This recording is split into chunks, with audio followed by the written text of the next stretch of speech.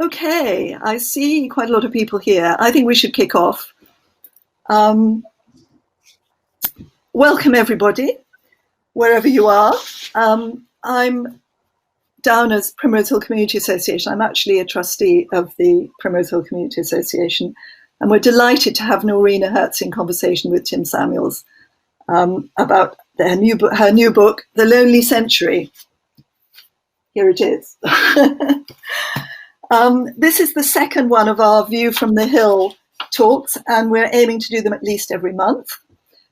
We offer the talks free, but like lots of charities, we are operating at a loss, and there is a donate button on the web page, and if anybody feels moved to give us a donation, it is of course very, very welcome. I think loneliness is a especially relevant theme for us as we head into a winter of COVID restrictions on our social lives. And I hope people will stay on in the lounge to talk about and share any ideas about safe connection and sociability. And anything that gets put in the chat we'll save. I'm going to hand over to Noreena and Tim for 40 minutes or so, and then there will be questions.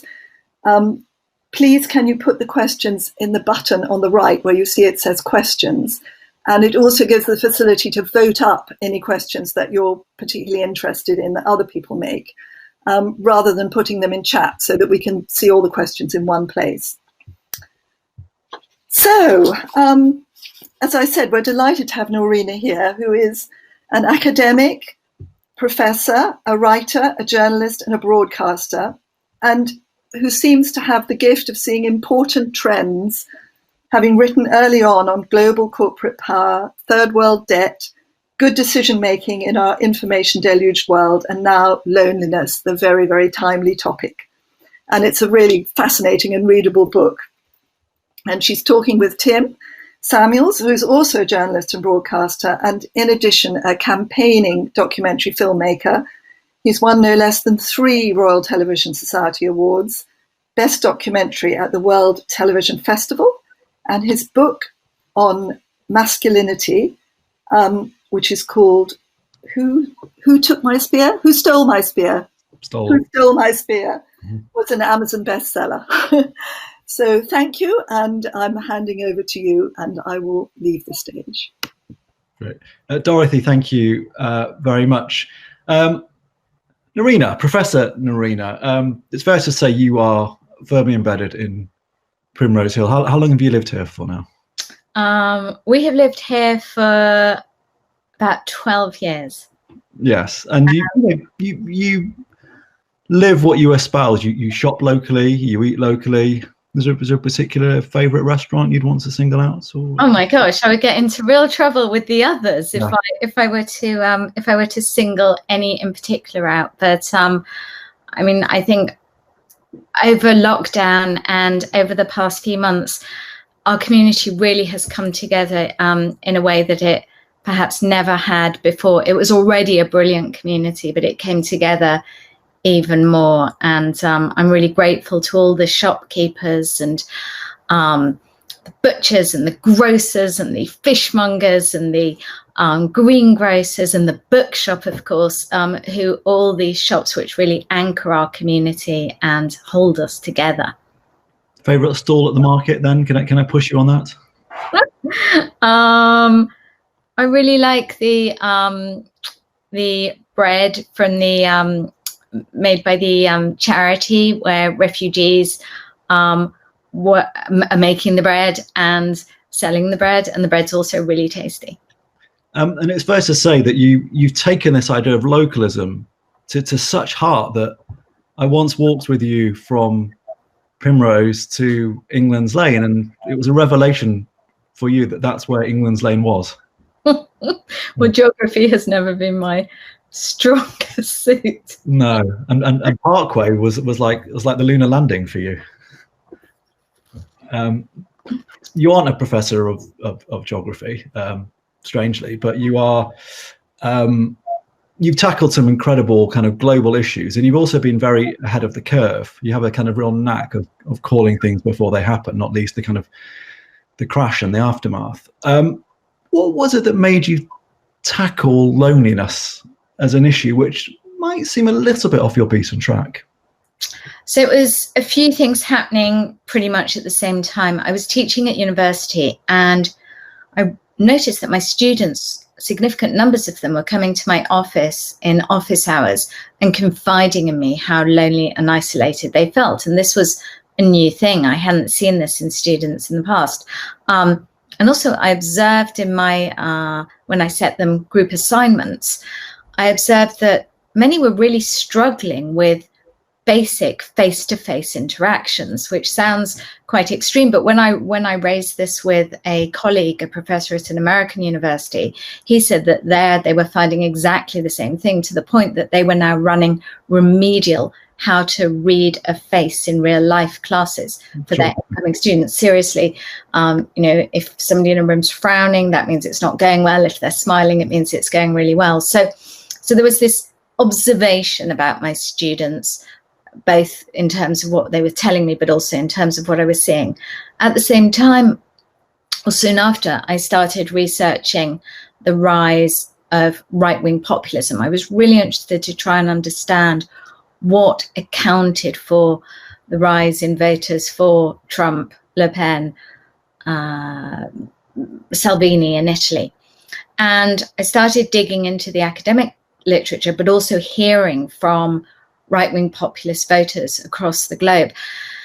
And what came out of their stories so clearly was how lonely so many of them felt, and lonely in the sense of literally not having friends and not having family and not having company, but also lonely in the sense of feeling marginalized, abandoned, forsaken. Because when I talk about loneliness, I'm not just talking about feeling disconnected from your friends and family or feeling unsupported by them. I'm also talking about feeling disconnected from the state or your employer, feeling disconnected and unsupported by your fellow citizens. So I was seeing that. And the third reason, and we may want to come back to some of these, but the third reason which inspired me to really dig into loneliness was the introduction into my household of my Alexa, my voice-activated assistant, who I realized I increasingly was feeling fond of. And that sounds like a really strange thing, but in my research I actually found that people can very easily get attached to inanimate objects, even those Hoovers, the Roombas.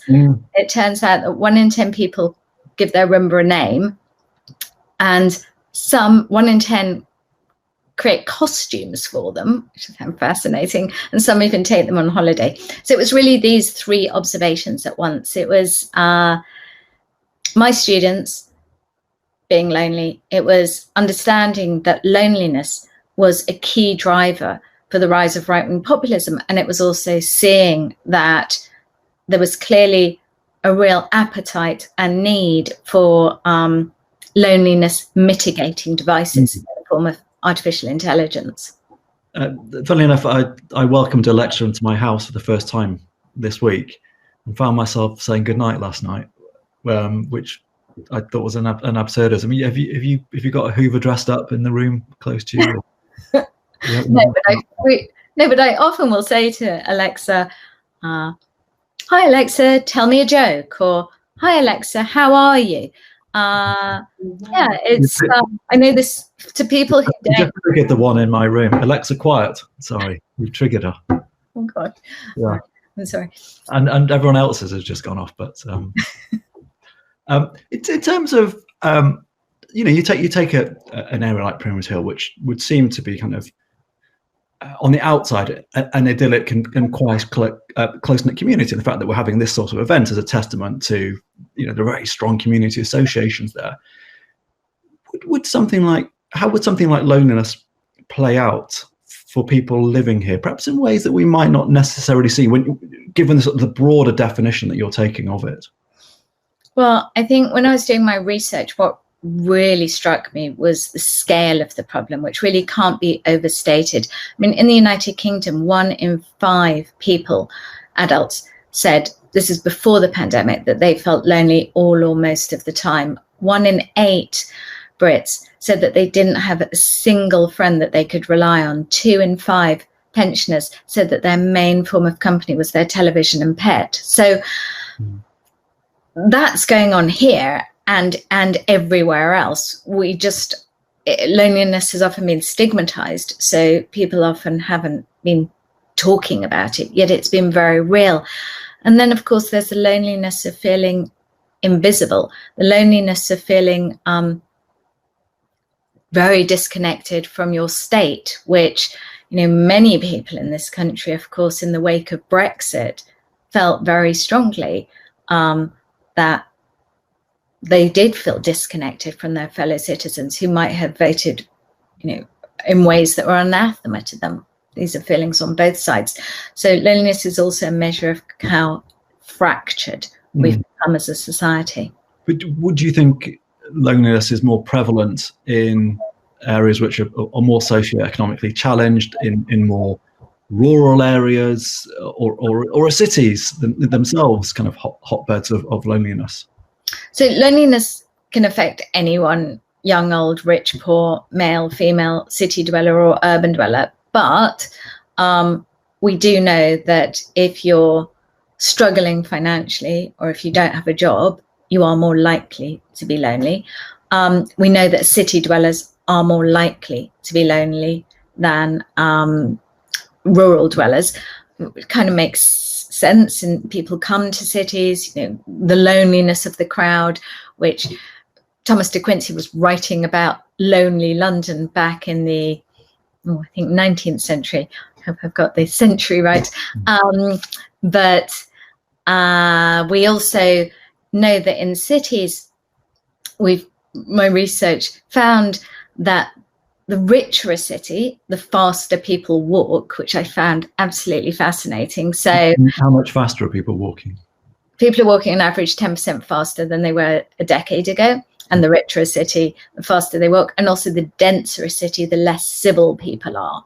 So, cities are these dense, fast walking places of incivility where people are go, head in their phones, headphones on, hiding, ensconced in their own digital privacy bubbles and frequently not interacting with each other. And of course, in cities, most people don't know their neighbours' names as well. I wish we could walk faster in Camden Lock, I have to say, but there's a lot of tourist dawdling. Well, there used to be. But in terms of some of the kind of more extreme examples that you've seen, naturally, when you've been to America to do your research there, perhaps the sort of atomization of society there has brought about real loneliness. And to what lengths are people going to? I mean, there's some extraordinary stories in your book. So I think one that comes to mind is a gentleman I met called Carl. He's a media executive. So he works for a big media company in his early 50s. I met him because I'd learnt of him from a woman called Jean. Jean is a cuddling coach. She cuddles people for a living, which I didn't know that you could even pay to be cuddled, but it turns out, and as she explained to me, that it's a growing industry. And she introduced me to one of her clients, Carl, 50-year-old Carl, who works for a media company. And I met him in a cafe in Los Angeles, and he walked in wearing nice clothes, nice looking man, sat down at the table and told me his story. And it was a very moving story of somebody who had moved to the city. He was divorced. He didn't know anyone. At work, he said he was very lonely. People didn't speak to each other. Everyone just head down in their work. He'd tried dating online, but hadn't had really any success. And he just felt desperately lonely in this new city. And so he told me that he had started seeing Jean, the cuddler, and it had made a huge difference to his life. And I established this isn't something sexual. This is nothing untoward. She's really just holding him. And he said he became much more productive at work. He stopped feeling depressed. And then he said, "You're not using my real name in this book, are you?" And I said, "No." And he said, "Well, I need to tell you that seeing Jean hasn't been enough in recent months, and I've started seeing other people to cuddle me too. I said, this must be very expensive. And he said, yes, it is. And do you know how I'm paying for it? I'm sleeping in my car. This is just off the charts. A professional man who's sleeping in his car, showering in the 24/7 gym, leaving his food in the fridge at work in order to pay for affection and intimacy. And that is such an extreme story, and yet it speaks to the loneliness that's so pervasive, that so many people are experiencing, especially now, of course, in recent months, given the pandemic and lockdown. I suppose the question is sort of why does this matter? What are the implications of this? And as you've hinted at, they affect people individually very profoundly, and they also have a kind of wider societal effect. But just to kind of the fact that someone is paying for these cuddles would speak to a kind of a profound mental health impact from isolation. Is there a sort of way of quantifying that? Yes, there is by now a considerable body of research that does show that there is a link between loneliness and mental health problems, whether depression or anxiety.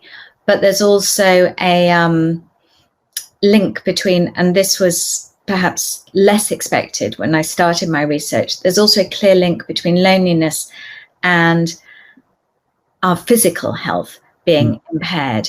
And that's because we're not built to be lonely.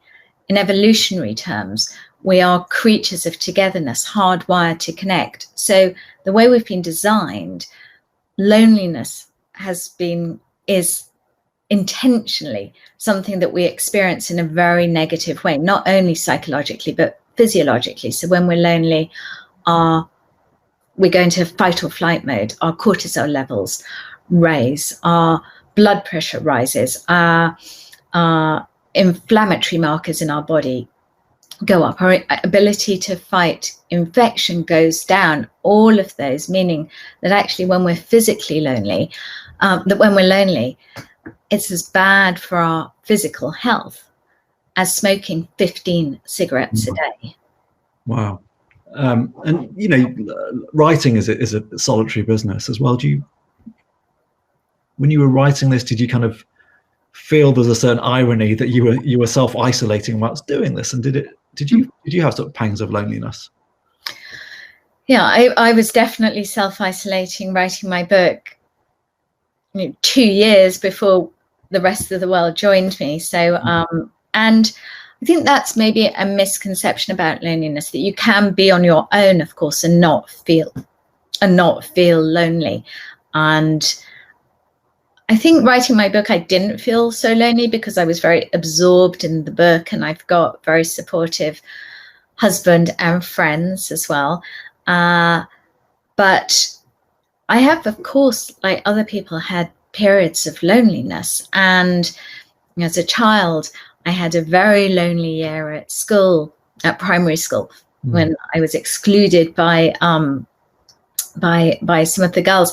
And actually that year was physically sick. A lot of the year had sore throats, had repeated flus, things that I now realize, were probably linked to loneliness. And then later in life, when I was working in the Middle East and working in Russia, I was often in very remote places where I did feel very much on my own.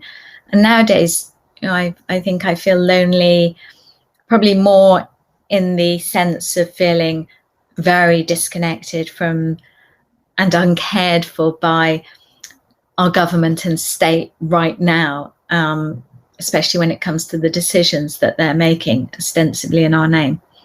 And that feeling, that you feel that disconnection, as you have analysed, when wider groups of people feel that sense of loneliness or disconnection, that's a hotbed for breeding radicalism. And you said that was one of the kind of motivating forces that made you explore this. But when you look at the big trends around the world of sort of far right on the march, whether it's in Brazil or Trump or, you know, the Brexit vote.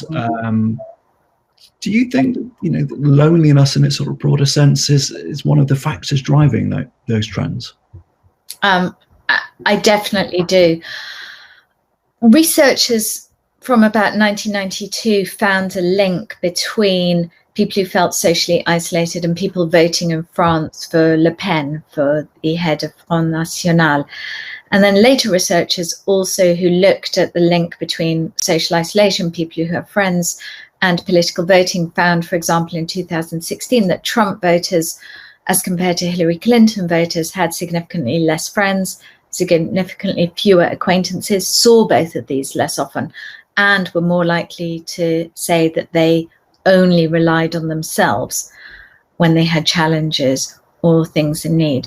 So there is a body of empirical research to support that. I also heard from a number of right-wing populist voters in France, in Italy, in the United States, and their stories were very much stories of loneliness, whether it was Eric, the French baker, who told me about how lonely he would have felt had he not found community in Le Pen's Rassemblement National, or Giorgio, the small businessman from Milan, who told me about the community he felt at the dinners with fellow La Ligue voters, where they would sing traditional songs or think about, of course, the Trump rallies, the rallies that he was so desperate, of course, to get started again.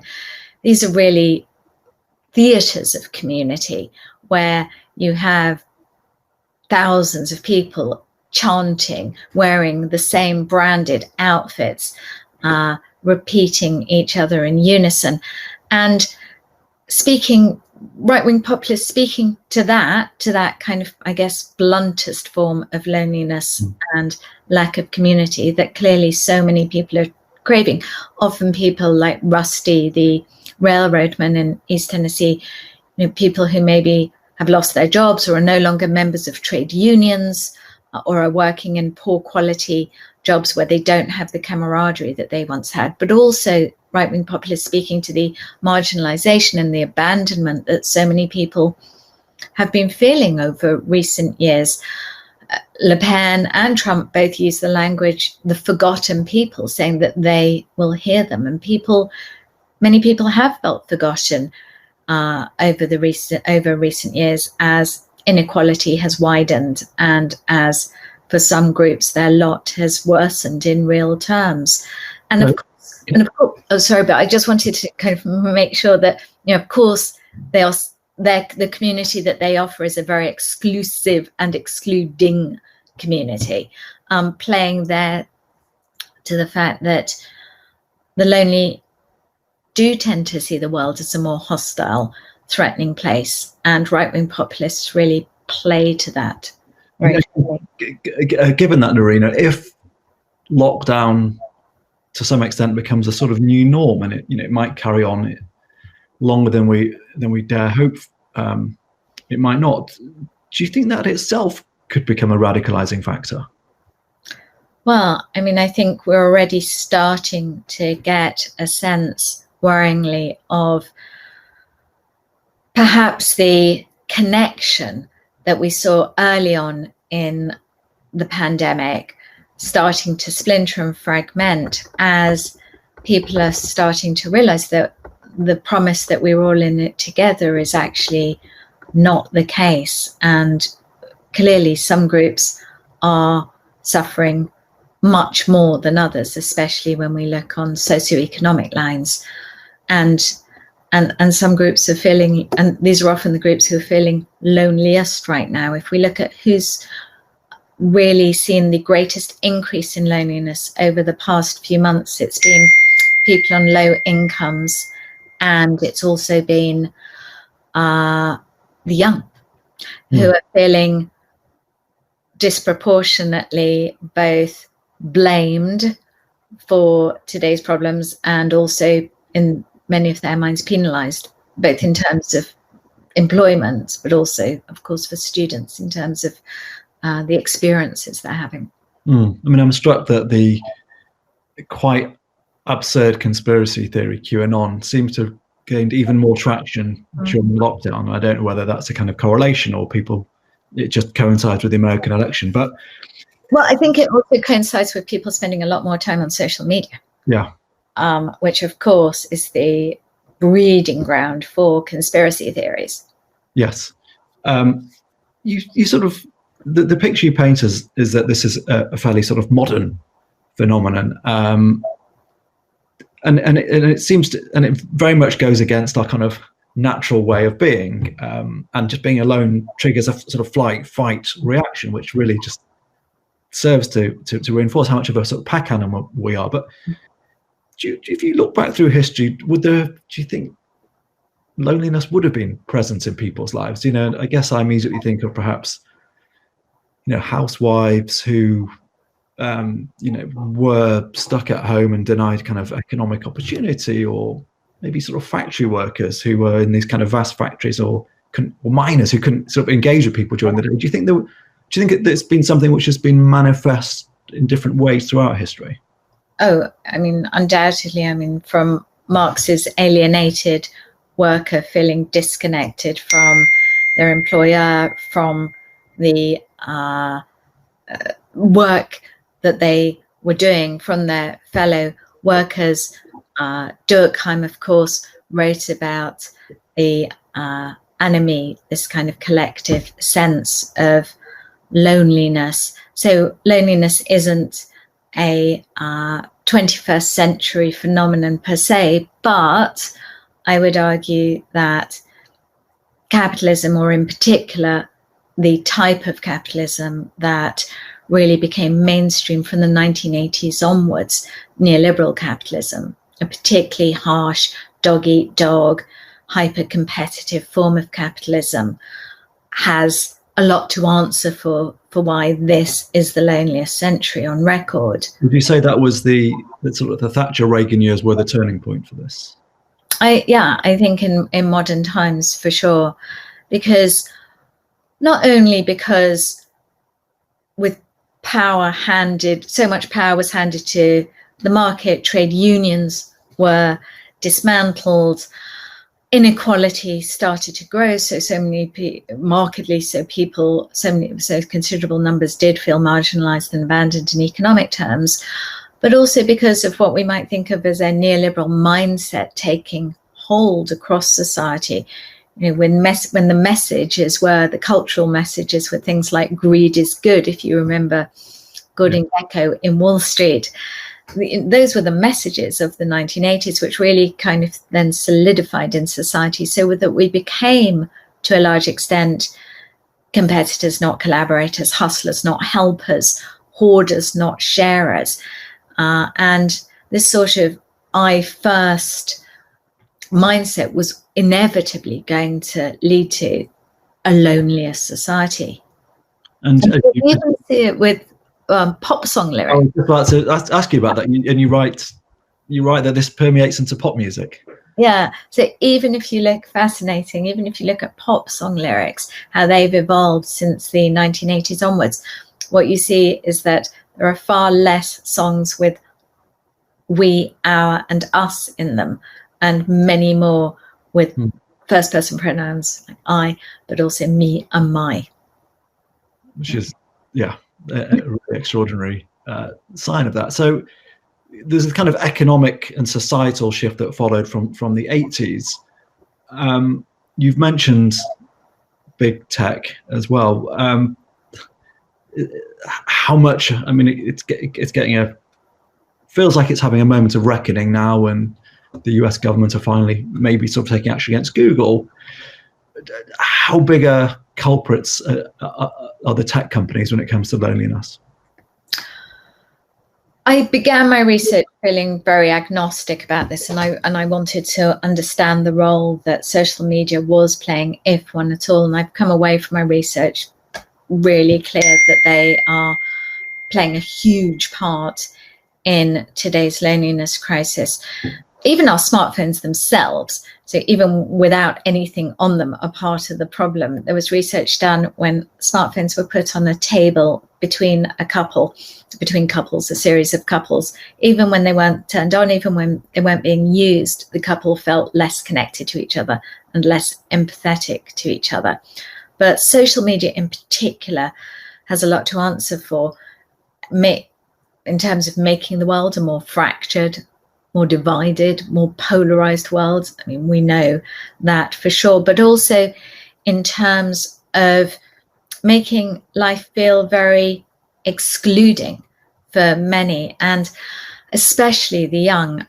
There was one young boy who I heard from, Peter, 14 years old, and he told me so movingly about how lonely he felt when he posted on Instagram, and then waiting, hoping desperately that somebody would like his posts, and then asking himself, what am I doing wrong, when nobody liked them. Or Claudia, a young girl, who told me about how invisible she felt when it was the end of the school year. Her friends had said that they weren't going out. She was at home, she was scrolling through her social media, and she saw her friends out having fun without her. And she said she felt so terrible. She just couldn't, she hid in her room for a week. And whereas exclusion was always something, of course, that some children unfortunately suffered from at school, what makes it different today is that today the adults in their lives typically don't see it. So a teacher won't see it because it's not as simple as a child not being asked to sit with other children at lunch. A parent won't notice it because so much of their social lives are happening on their phones. The adult often isn't aware of the exclusion, and yet it's all too visible to their peers. And also social media really making the world a much meaner, hostile place for so many young people. 65% of young British adults have been bullied on social media. It's a huge figure. And in many ways, I think social media companies are the tobacco companies of the 21st century, which is why I really believe that they need to be regulated as such, and would go so far as to advocate banning addictive social media for those under the age of consent, for children. I think many might increasingly agree with you there. Would some, perhaps on the other side of the political spectrum, say that actually immigration has been a driving factor, not just for the migrants themselves, who obviously are leaving behind their communities, but having a community where it's less homogenous? Does that in some way start to drive loneliness? Well, it's definitely something that, of course, right-wing populists play to very effectively, because they will say to people feeling lonely, their message is often, well, it's those foreigners' fault. It's the outsiders' fault. And for the lonely who already are, when you're feeling lonely, you're already more wary of outsiders, such a message is likely to resonate. I think it's our fault if we have not managed to create communities where different people are able to better come together and celebrate their differences and share their different experiences. So, I mean, I think there is a potential link between the two, but the link is because of the way that immigration has been depicted erroneously as a negative to those who already are feeling marginalized, as a reason for why they feel marginalized, but also because many communities haven't been great at bringing different kinds of people together so that we understand what we have in common rather than what sets us apart. And what's striking is the commonality of experience across the world. Not to give away all your best stories, people still need good incentive to go and buy this fabulous book. It's prevalent here. It's prevalent in Japan, where old people are kind of going to extraordinary lengths to take on their isolation. Yes, in Japan, the fastest growing group of people being incarcerated are pensioners. And the reason for this is because there's such a significant number of pensioners who feel lonely that they are actually intentionally committing relatively minor crimes like shoplifting in order to be jailed. And one of the women I heard from talked about how jail for her was an oasis where she found the community that she couldn't find elsewhere. And around half of these Japanese pensioners who've been jailed in recent years lived on their own and say that they didn't have any family who they spoke to at all. I mean, it's extraordinary that an older person in Japan will wake up one morning, leave their house, and be in the state of mind where they want to go and shoplift, to purposefully end up in jail because there's more community. That is extraordinary. Yeah, it's really sad and speaks to why it's so important that as a society we have spaces where people can come together and be together. And one of the terrible after effects of the financial crisis and of 2008 was the government's shutting down of public libraries, of youth clubs, of day centres for the elderly. In the United Kingdom, 800 public libraries were shut down, a third of youth clubs shut down, and people need physical spaces where they can come together if we are to come together and be together. There are obviously huge things, government and councils can do, but if we're going to tackle this on a kind of localized level, if I was to go against your democratic instincts and install you as the dictator of Primrose Hill, your utopian vision for kind of lowering loneliness levels in NW1, what would you and NW3 because it straddles the side of the road. What's the high street going to look like in a world that's designed to combat loneliness? Well, some areas in other countries, in Barcelona, for example, they have had real success in lowering loneliness in neighborhoods which have been pedestrianized. In Barcelona, they introduced what are called super blocks a few years ago, and then they looked at how, so got rid of cars, they were pedestrianized areas, looked at how residents then interacted and saw people interacting much more with each other, kids playing much more with each other, people coming together more. So maybe we need some more pedestrianization, and maybe that would help. I think also if we can just sort of pack that out, down Regent's Park Road, as we're facing this kind of winter of who knows what isolation, would you, if you were in charge, would you sort of stretch an awning across the road from one side to another, have sort of pedestrianized weekends, tables and heaters across the streets, just kind of bringing people out, but obviously sort of socially distanced? I mean, I personally absolutely love that idea of being able to really be in our neighborhood and sit in our neighborhood and eat with each other in our neighborhood, especially when we have to stay socially distanced. But I'm also aware that not all the shops in the high street feel that way. And I think when we're thinking about community, it's really important that we're listening to each other and that we're co-creating solutions and trying to make sure that everyone's heard. So I personally would vote for the pedestrianized and the awning and being able to sit outside, but I am also aware that that may not be for everyone, and ideally together we arrive at the decision. But it's also about not something imposed, of course, from above, because you can't create community top down. Community really has to be built bottom up. So it's also about what we do ourselves as residents in the community. It's about actively supporting our local community. And in recent months, of course, we've seen the opposite trend globally, where people are shifting their consumption online, eating via food apps like Deliveroo, shopping with online grocers, buying their books on Amazon rather than at local bookstops. But it's so important that we nurture our communities and really, where we can, shop in our local shops, and also support local community initiatives like the Primrose Hill Community Association by taking part in events like we're all doing today, and initiating events of our own. I'm sure that they would welcome ideas on this front too. So it's also about really engaging with our local community.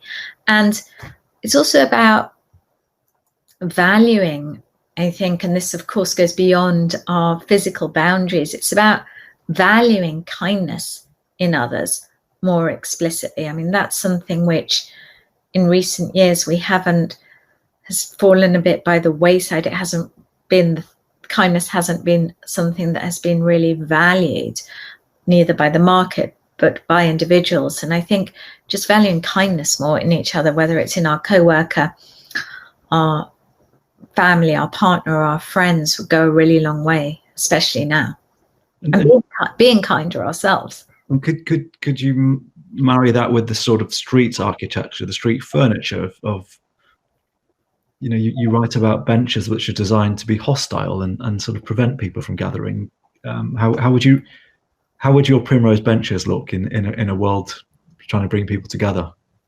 So there is the antithesis of this, which is the Camden bench, which is a bench actually designed so that homeless people can't sleep on it, and so that undesirables don't converge there. And actually, if you look around London or any city, you'll see, once you're attuned to it, you'll see countless examples of spikes and even lights. One mall has lights which make teenage skin show up acne and pimples to dissuade teenagers from hanging out there. So, you know, cities are hotbeds of what I call a hostile architecture. And yet I would like there to be more happy to chat here benches, which is in Primrose Hill. This is an idea that a woman in Wales actually started when she realized that there were people who would like company and would like to speak to people, but you know, it's not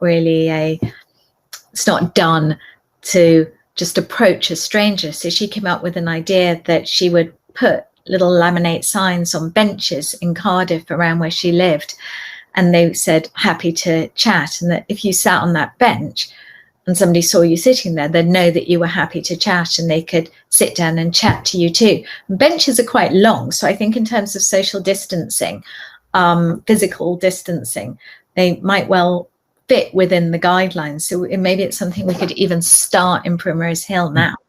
The Noreena Hertz happy to chat here benches on Primrose Hill coming soon. Noreena, I think it's time we opened it up to everyone who's watching, and people have some questions and, you know, maybe some suggestions as well as to what local measures could be implemented. You answered in a very political and sensitive manner around the kind of the giant Bedouin tentisation of Regent's Park Road. Perhaps other people are pro that, some might not be. So to go to a question then, part of loneliness is the undervaluing of care of all kinds, undervaluing in money and in status. Your comments on that? Yes, this is something that I've been thinking about for a really long time beyond this book. But in researching this book, so in terms of money, I looked at jobs that specify in job descriptions on a leading jobs website, qualities like kindness, caring, so jobs that were actively looking for kind people, caring people. And I compared that to the average wage on the website, and sadly, but perhaps not surprisingly, jobs that specify kindness and careness actually pay below average. So that was pretty depressing. But also, yes, carers have lacked status in society for considerable time. Caring professions, typically more female, have been viewed as lesser jobs traditionally. Obviously, that shouldn't be the case. And whether we're talking about carers or teachers or nurses, I mean, obviously, these are people who we all desperately depend upon. And valuing carers more is really important. And it's really, it was wonderful that we were clapping for carers, and it really brought us together when we clapped for the NHS on Thursday nights. But really, we need more cash for carers too, and government has a real role to play there. In terms of the sort of companies valuing kindness, another question sort of touches on that. You describe a company which actively rewards kindness. Can you say more about that, and does it feel manipulative? Good question. So this is Cisco. It's a very big American technology company. And what I learned was that they have a scheme whereby anyone in the company, so from the cleaner to the receptionist to the CEO, can nominate anyone else in the company for being particularly helpful, kind, collaborative. And the person nominated receives a cash bonus of between $100 and $10,000. And what would you have to do for 10,000? You've got to be incredibly kind. Yeah. Incredibly helpful. Really got to go out of your way. And speaking to staff there, it really seems the staff there are not cynical about it at all. Like, they really value it, and they say it speaks to the culture of the company. And interestingly, that company was voted the best company in the world to work for last year. So I don't see it as manipulative. I think kind of any nudges that help incentivize kind and caring behavior should be welcomed. And I also think that it's a company saying, actually, we do value this, and we're actually showing you that we value it in this very demonstrable way. It's not just equivalent of servers in American restaurants being more friendly because it's a tip-based culture. This is something which does feel sort of rooted in higher purpose. Well, it's not just somebody saying something nice. I mean, it's people who are actually behaving in a nice, kind, helpful, collaborative way. And so I don't think we should be cynical about it. Okay. I'm not cynical about it. Okay. Of course, the government has appointed a Minister for Loneliness, and it's currently, according to the questionnaire, Baroness Diana Barron. Yeah. I think you've engaged with her whilst you've been releasing this book. Any idea what she's planning, how she's trying to tackle loneliness? Well, I think this government is, the main things they seem to be doing to date is providing some funding for some organizations who do things in the community, bringing people together. So some charities, giving some money to some charities who are actively engaged in bringing different people together, like, for example, the Shed groups, which bring together men to do DIY type things together, to bring people together. I think that's what they're mainly doing. I think, given the scale of today's loneliness crisis, the monies putting into loneliness are clearly very insignificant and not substantial. In Norway, interestingly, the government recently announced that in the 2021 budget, they were going to put in a significant new amount of money specifically to address the isolation and loneliness that had arisen over the past few months. So I think we could be doing much more in that front when it comes to money. But it's also what I think the government here, I feel the government here is stuck perhaps in the old big society kind of vision of addressing loneliness, which isn't to dismiss the role that we all can play and the important role that local charities, of course, are playing.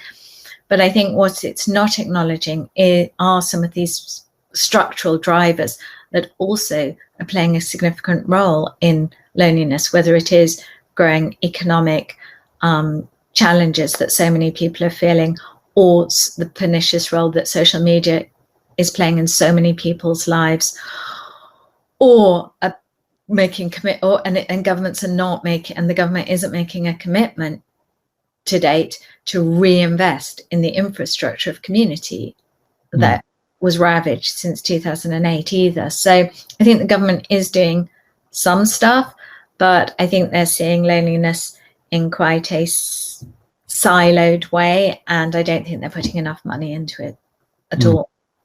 New Zealand, which is every liberal's new favourite country these days, they've also tried to act less in that siloed way and kind of have a sort of bigger picture on this. Yes, they are actually they're looking at metrics on improving loneliness as well as other metrics around well-being, and using those to help them make their budgetary decisions. So they're not only looking now at traditional economic measures like GDP or growth when they're determining spending priorities, but they're explicitly incorporating things like how lonely our society feels and how much trust do citizens have in each other. Another question, are there any pros to social media? Can it be used for good? How so? There are, and in my book I do acknowledge that, especially when it comes to people who, for whatever reason, haven't found community in their physical locale. So if you're the LGBTQ kid in a small village somewhere where there's no one like you around, you might well find your community online and you might not have found it elsewhere. Or if you're the migrant worker working in the UK wanting to stay in touch with your family, Facebook could be the best way of staying in touch for sure. So there definitely are cases, and often for people with disabilities or illnesses, Facebook groups can be a place where you find community too. So when I'm talking about the pernicious nature of social media, I am, of course, acknowledging that there are ways that it can be used in a very constructive way. And yet what we see is that the research is quite clear that on balance, so net, on average, it's a force for ill rather than good. And they actually there was a big experiment that Stanford University did recently where they got 1,500 students to stop using Facebook for 2 months, and they looked at what happened to them. And interestingly, they didn't just go onto other websites and use the internet in different ways. No, they spent less time online, period. They spent more time in person with friends and family. They reported being significantly happier and significantly less lonely. Gosh. Final question. Are you still involved with the music and media industry, some of your other hats? And how's the current situation impacted those sectors? I am still involved in music, and one of the really interesting observations from music, which I found very interesting, was that how there was a real rise in people's appetite for nostalgic, comforting music during lockdown, with people really going back to the music of their youth and the kind of more anthematic music perhaps of the past. And I found that a really interesting trend. Of course, music is suffering right now, as are all forms of live entertainment, in terms of people being able to go to gigs or go to theatre, of course, or even go to cinemas. And that is a real loss that people are feeling very profoundly, because we know that physically coming together with people creates a sense of collective effervescence that, however much we try, and I'm so grateful that at least we have Airmeet and we can virtually be together today, but we know in our heart of hearts that it's it's lesser than being together in person. And music, of course, as other forms of live entertainment, is suffering from the inability to do that right now. And it's fair to say your book's making global waves, but frustrating that you can't kind of go on your book tours abroad. You can't be going around TV studios. You can't be off to South Korea, Norway, whoever else is demanding your attention. Yeah, one of the lovely things about being an author normally is that your book comes out in different countries, and then you go to the countries and you meet the journalists and you speak to the readers, and you go to literary festivals there, and it's a very communal experience. And that isn't happening right now, but I hope that come the paperback versions, it will be. But I can see that another question has popped up, Tim. I don't know if you've seen it, which has 5 upvotes. So I think we need to make sure that I've managed to completely miss that. So there we go. Well spotted. I was just thinking I might need reading glasses, and that's pushed me over the edge. In your research, Noreena, what story or initiative has given you the most hope that loneliness can be tackled successfully? What was the most powerful example you saw? Wow, that's a great question. And my book, just to reassure you, is full of hope and full of inspiring stories and full of things that we can do individually and collectively. I think thinking about the subtitle of my book, which is Coming Together in a World That's Pulling Apart, I think one initiative that really spoke to me and that I found really very profound was one that took place in Germany. It was begun by a newspaper there, Die Zeit, who had got increasingly concerned about growing polarization of political debate in Germany, the increased fracturing of the nation politically. And so they decided to come up with this scheme whereby they would match people of different political persuasions, and a kind of political Tinder, they called it in-house. And thousands of people applied to take part. And then you were literally matched with somebody who lived within a reasonable mile radius, and then charged to go and meet them in person for 2 hours. And so they had anti-immigrant people meeting with refugees. They had people who were lamenting the end of the Deutschmark meeting up with staunch pro-Europe people. They had CEOs meeting with factory workers. They had trade unionists meeting with bankers. And across the country, these different kinds of people met up just for 2 hours. But even in that short space of time, the results were really astounding. When they surveyed participants afterwards, the results were overwhelmingly clear that people felt much more that they would welcome someone like that into their social circle. They felt much clearer about what they had in common. Often it was concerns or joy around their families. And they also felt that the other was much more human, much more like them. And I think as we think about how to rebuild our world post-COVID, I think what we need to think about really hard is how we create much more opportunity for different types of people to come together and do things together. So whether it is through schemes like that, whether it's through a national community service scheme, President Macron piloted just such a scheme for 15 and 16-year-olds this last year. Whether it's taking a leaf out of Rwandan government's Umagundo initiative, whereby people are charged with doing voluntary work. Everyone in the country has to do an hour of voluntary work together once a month. There are ways that we can ensure that people do come together. And I think that is really, especially when we come out of COVID and Brexit, we will need to do that more than ever. Yes, and I can attest that the Lonely Century is an optimistic read as well.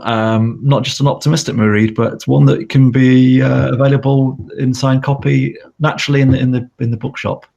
At Primrose Hill Bookshop. Yeah, at Primrose Hill Bookshop. Signed. Noreena, thank you so much for your time. Given your predilection for predicting global events before they happen, please tell me you're not writing a book on nuclear Armageddon. Don't worry on that front. Noreena, that book, thanks so much.